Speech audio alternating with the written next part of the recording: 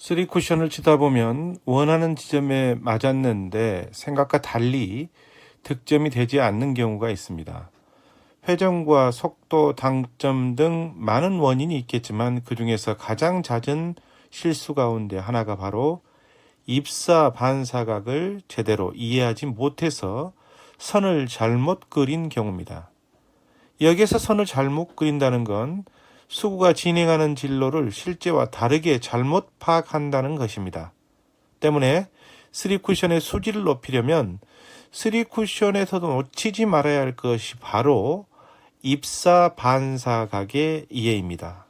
정말로 중요합니다. 오늘은 3쿠션에서 너무나 쉬운 듯하지만 사실은 그냥 흘려보내기 쉬운 입사 반사각의 기본 원리를 들여다보도록 하겠습니다.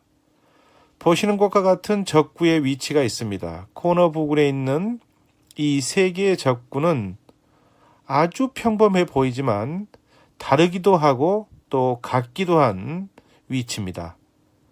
여기서 이 적구들이 다르다는 건 수구가 같은 곳에서 출발할 때입니다.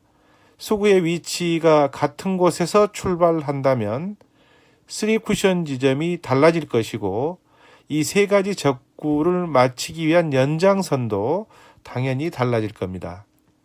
그런데 이 적구들은 또한 같은 점들이라고도 볼 수가 있습니다. 수구의 출발점이 다른 상황에서 똑같이 3쿠션 지점의 장축 2포인트 부분에 맞았을 때 진행하는 세 개의 라인에 놓인 적구의 위치라는 겁니다. 즉 3쿠션 지점이 같은 경우도 될 수 있다는 겁니다. 오늘은 바로 이 경우를 생각해 보겠습니다. 수구의 위치에 따라서 같은 3쿠션 지점에 맞았다 하더라도 수구의 진로가 달라지는 현상입니다. 바로 입사 반사각의 차이 때문이죠. 3쿠션에 입문하고 수지가 낮을수록 이 같은 입사 반사각의 차이를 이해하지 못해서 난감한 경험을 하는 때가 너무도 많습니다. 그렇다면 이 세 개의 진로가 어떻게 3쿠션 이후에 달라지는지 보겠습니다. 이런 배치의 제각 돌리기에서 수구는 위치에 따라 기본적으로 3개에서 5곳의 구역으로 나뉘는데요. 3개 구역으로 나누는 경우는 저 같은 경우는 5&4 기준으로 수구수 30인 장축에 4포인트의 수구가 있을 때, 다음은 수구수 50, 즉 장축의 8포인트 코너에 있을 때, 또 수구수 90인 단축 3포인트의 수구가 있을 때입니다. 이 세 가지 수구의 출발점에서 5&4 기준으로 2.5팁을 주고 3쿠션 값을 20으로 해서 수구를 보내면, 즉 수구가 3쿠션 지점 2포인트 20에 맞는다면 이처럼 세 개의 진로로 진행을 하는 겁니다. 물론 당구대의 미끄럼 정도에 따라서 진행선이 이 영상에서 보는 것보다 조금씩 차이가 있을 수 있지만 기본적으로 각의 차이에 대한 이해를 돕기 위한 것이니까 그렇게 참고하시기 바랍니다. 5&4 수구수 30, 즉 장축의 4포인트에서 수구가 출발할 때 2.5팁을 주고 수구수 30 빼기 3쿠션 20 하면 1쿠션 점이 10이죠. 5&4 기준으로 하면 1쿠션 장축 10, 즉 1포인트를 향해서 수구를 보내면 이렇게 4쿠션 지점이 장축의 7포인트 부근에 형성이 됩니다. 5&4 수구수 50, 즉 장축 3포인트에서 수구가 출발을 할 때 2.5팁을 주고 3쿠션 값을 20으로 해서 보내면, 다시 말하면 수구수 50에서 3쿠션 값 20을 빼면 1쿠션은 5&4 기준으로 3포인트, 즉 30이 되는 거죠.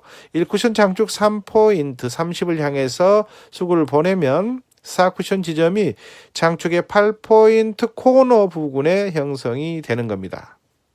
5&4 수구수 90, 즉 단축 3포인트에서 수구가 출발을 할 때 2.5팁을 주고 3쿠션 값을 20으로 해서, 즉 수구수 90 빼기 3쿠션 값 20 하면 1쿠션 값은 70, 즉 장축의 6포인트가 되는 거죠. 장축의 6포인트, 즉 1쿠션 70을 향해서 5.5 기준으로 수구를 보내주면 3쿠션 2포인트인 20에 맞고 이렇게 단축 1포인트 부분에 형성이 되는 겁니다. 앞서 말씀드린 대로 당구대의 미끄러움 정도와 수구의 강약 정도, 당점의 위치에 따라서 조금씩 진로 차이가 있을 수 있지만 큰 틀에서는 이 같은 차이를 나타내는 겁니다. 그리고 당구대 구획을 좀 더 확대해 보면 여기에서 장축 2포인트 이하, 즉 5.5 수구수 20 이하에서 수구가 출발하는 경우와 단축의 2포인트, 즉 5.5 시스템 수구수 70을 기준으로 해서 단축의 3포인트와 단축의 1포인트 구간으로 나눠서 적용을 할 수가 있습니다. 수구가 어느 위치에 있느냐에 따라서 3쿠션의 같은 지점에 맞더라도 진로의 차이가 자연스럽게 발생을 하는 겁니다. 결국 이 차이는 어디에서 발생하는 걸까요? 아시는 분들은 너무나 쉬운 질문이죠. 당구대는 정사각형 2개가 더해져서 만들어진 직사각형 모양입니다. 따라서 수구가 놓인 위치에 따라서 1쿠션과의 입사 반사각이 달라지고 이 같은 차이가 1쿠션 이후에 2쿠션, 3쿠션 그 이후까지 진로 변화로 이어지는 겁니다.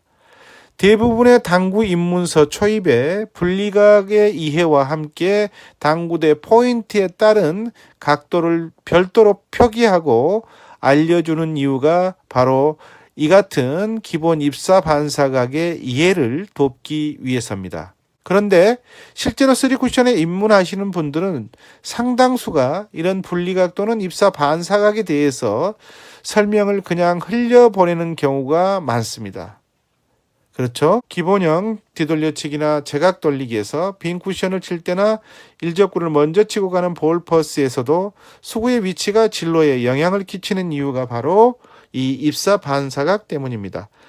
입사 반사각의 차이를 기본으로 해서 회전의 차이, 수구 속도의 차이 등이 가감이 되는 것입니다. 입사 반사각의 한계치가 있는 만큼 회전 등으로 극복할 수 있는 각 역시 당연히 분명한 한계가 있을 수밖에 없는 겁니다. 이런 입사 반사각의 이해를 제대로 하면 할수록 여러분의 수지는 급상승하는 겁니다. 원하는 3쿠션 지점으로 수구를 보낼 수 있는 것도 아주 훌륭한 기술이고 실력이지만 그 다음은 입사 반사각에 따라 1쿠션 이후에 2쿠션, 3쿠션 그리고 3쿠션 이후에 수구의 진로가 어떻게 되는지 한눈에 파악할 수 있다면 그야말로 높은 실력을 쌓아간다고 할 수 있습니다.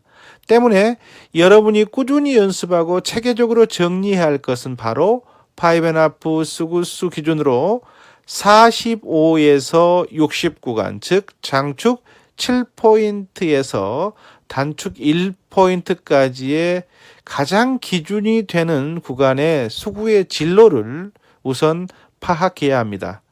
그리고 나서 이제 수구를 단축으로 이동을 해서 5.5 수구수 70이 넘는 구간에서의 수구 배치 시에 3쿠션 이후의 진로 변화를 파악하시고 기억하셔야 합니다. 다음은 수구수가 장축 3포인트에서부터 6포인트까지, 즉 5.5 시스템 수구수를 기준으로 해서 수구수 25에서 40까지에 있을 때 3쿠션 이후의 진로 변화를 기억하시기 바랍니다. 마지막으로 장축 2포인트 이하 5.5 수구수 20 이하의 구간에서 수구가 있을 때 1쿠션, 2쿠션, 3쿠션 그리고 그 3쿠션 이후에 진로 변화를 연습하시고 기억하시기 바랍니다. 적게는 3개 구획에서 크게는 5가지 구획의 수구가 달리 있을 때 같은 3쿠션 지점 이후에 수구의 진로 변화가 어떻게 되는지를 정확히 알고 있다면 여러분은 이미 최고의 실력을 향해서 내딛고 있는 것이라고 저는 생각합니다. 귀찮고 단순하다고 생각하지 마시고 반복 또 반복해서 연습하고 기억하시기 바랍니다. 수구가 어느 곳에 있든지 원하는 3 쿠션 지점에 맞출 수 있고 그 3 쿠션 이후에 4 쿠션으로 가는 진로를 정확히 알 수 있다면 여러분은 거의 높은 수지의 실력을 갖췄다고 볼 수 있는 겁니다. 제가 새삼 이렇게 가장 기본적인 입사 반사각에 대해 말씀드리는 건 여전히 이 차이를 무심하게 넘겨버리는 분들이 너무나 많기 때문입니다. 그래서 실제 경기에서 득점에 실패하면 운이 나빠서 빠졌다고 생각하시는 분들이 계시기 때문입니다. 그건 운이 아니라 입사 반사각의 차이를 이해하지 못해서 빚어지는 현상이라는 것을 꼭 알아두시기 바랍니다. 다음 이 시간에는 같은 3 쿠션 지점에 맞았을 때 무회전부터 3팁까지 회전에 따라서 4 쿠션의 진로 차이는 얼마만큼 또 어떻게 발생하는지에 대해서 공유하겠습니다. 여러분의 실력 향상을 위해서 꼭 참고하셔야 할 거니까요. 다음 시간을 주목해 주시기 바랍니다. 3 쿠션은 즐겁습니다. 아하, 3 쿠션입니다.